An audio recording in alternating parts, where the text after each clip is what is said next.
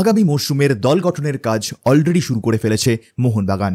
আমরা সকলেই জানি যে মোহনবাগান ভীষণই অ্যাক্টিভ ট্রান্সফার মার্কেটে এবং এই সময়টা তাদের জন্য একদম prime time to discuss about their next season plans.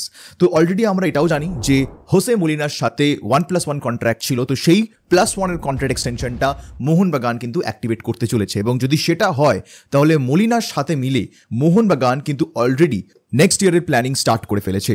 আমরা সকলেই জানি যে গ্রেগ স্টুয়ার্ট একমাত্র বিদেশি যার এই মুহূর্তে দল ছাড়ার সম্ভাবনা প্রায় নিশ্চিত ধরতেই পারি আমরা।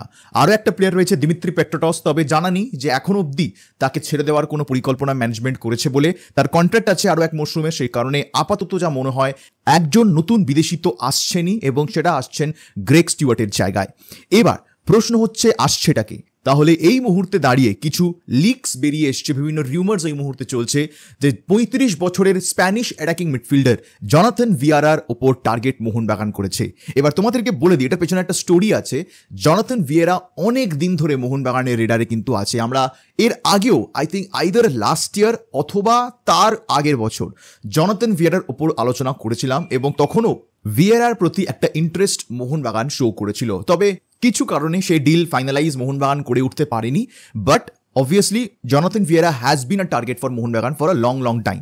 এবার আমরা এটাও জানি যে মোহনবাগান তাদের লং টার্ম টার্গেটসের পেছনে ছোটে এবং একটা মরশুম না পেলে পরের মরশুম আবার ট্রাই করে এবং সেখান থেকে হয়তো এই রিউমার বা এই লিগ বেরিয়ে এসছে যে জনাথন ভিয়েরার ওপর মোহনবাগানের নজর আছে and he fits the criteria. Greg স্টুয়ার্টের বদলে লাইক টু লাইক রিপ্লেসমেন্ট এবং আরও একটা প্লাস পয়েন্ট যে এ উইংয়েও খেলতে পারে, অ্যাটাকিং মিডফিল্ডার কাম উইঙ্গার। খালি একটাই বড় নেগেটিভ তার এই মুহূর্তে দাঁড়িয়ে, তার বয়স এই মুহূর্তে 35।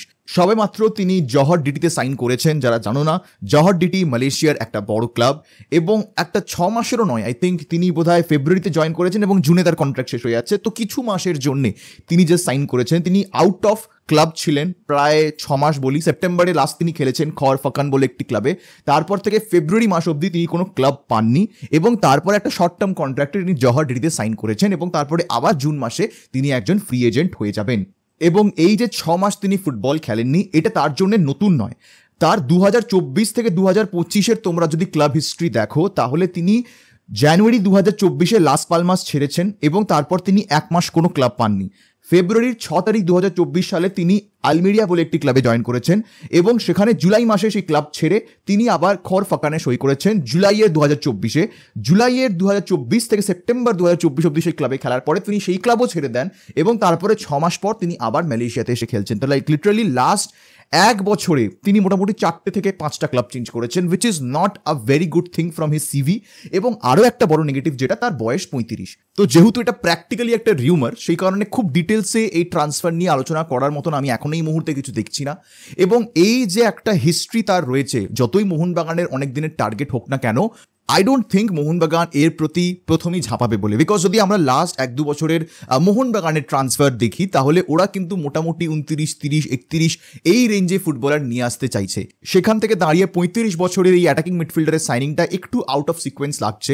এবং একটা 35 বছরের গ্রেগ স্টুয়ার্টকে যদি 35 বছরের জনাথন ভিয়েরার সাথে রিপ্লেস করতে হয় তাহলে how is this an upgrade? যতই বড় প্লেয়ার হোক না কেন, আমি জানি অনেকেই মনে করছেন জনাথন ভিয়েরা অনেক বড় মাপের player, he could be and he might be, but it is not definitely an upgrade. হ্যাঁ, গ্রেগ স্টুয়ার্টের ইঞ্জুরি হিস্ট্রির কারণে মেবি হয়তো মোহনবাগান তাকে ছেড়ে দেওয়ার প্ল্যানিংটা করছে। তবে আমি মনে করি মোহনবাগান আরও বেটার কোনো প্লেয়ারের জন্য টার্গেট করবে। Maybe Vieira might be in their list, but he should not be their primary target. Mohun Bagan management অনেক বুদ্ধিমান ম্যানেজমেন্ট এবং তারা জানে তাদের কোথায় প্লেয়ার লাগবে। এখন অনেকে মনে করছেন সিডিএম কাম সেন্টার ব্যাক প্লেয়ার দরকার, বাট আমি সেটা মনে করি না। I think 2 centre backs R enough for Mohun Bagan right now, Tom এবং অ্যালবার্তো। সিডিএম ইয়েস মেবি যদি আমরা এসিএল এর কথা ভাবি, বাট এটাও একটা ফ্যাক্ট যে এসিএল এর কথা ভাবলে মোহনবাগান কিন্তু আরও বিদেশি সই করতে পারে। তো শুধুমাত্র যে বিদেশি নামগুলো তোমরা দেখছো সেটা যে শুধু আইএসএল এর জন্যে সেরকমটা কিন্তু নয়। এটাও হতে পারে যে Jonathan Vieira could be a signing for the ACL, কারণ আমরা ওর হিস্ট্রি দেখছি লাস্ট 1 বছরে ও কিন্তু একটা ক্লাবে টিকছে না, 2-3 মাস পর পর তিনি কিন্তু ক্লাব চেঞ্জ করছেন।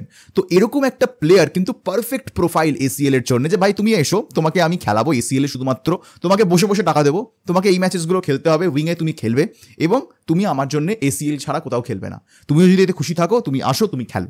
এটা যদি হয়ে থাকে I think it would be a very very good deal. And already আমরা জানি নুনো রেজ মোহনবাগানের সাথে আছেন, তবে তাকে নিয়ে কি করবে মোহনবাগান এখন অব্দি কোনো খবর বেরিয়ে আসছে না। তো এটাও হতে পারে যে আরও একবার যেহেতু মোহনবাগান এসিএল খেলছে, তারা নুনো রেজকেও ধরে রাখলো আর তারা জনাথন ভিয়েরাকেও নিয়ে আসলো, সেটা হতে পারে। I am just speculating this. But যদি আমরা এটা শুধুমাত্র শর্ট টার্ম এসিএল এর কথা ভাবি, Jonathan Vieira could be a very very good option. But Jonathan Vieira season long signing হলে আমি একটু নিরাশ হব বটে, এবং আমার মনে হয় তোমরা অনেকেই হবে, বিকজ এই মুহূর্তে মোহনবাগান বেশ অনেক কয়েকটা হাই প্রোফাইল প্লেয়ারের দিকে ছুটেছে, এবং সেই ক্ষেত্রে এবার আমাদের দেখতে হবে যে গ্রেগ স্টুয়ার্টের পরিবর্তে কোন বিদেশি আসেন। তো that's the news on Mohun Bagan's new foreigner. আবারও বলছি, এখনও মোহনবাগানের ক্রুশিয়াল দুটো সেমিফাইনাল ম্যাচ, এবং যদি তারা সেই ম্যাচ জেতে সেখান থেকে তারা ফাইনাল খেলবে। তো প্রবাবল 3টে ইম্পর্টেন্ট ম্যাচেস রয়েছে। তো সেখান থেকে দাঁড়িয়ে there is no point discussing about new foreign targets.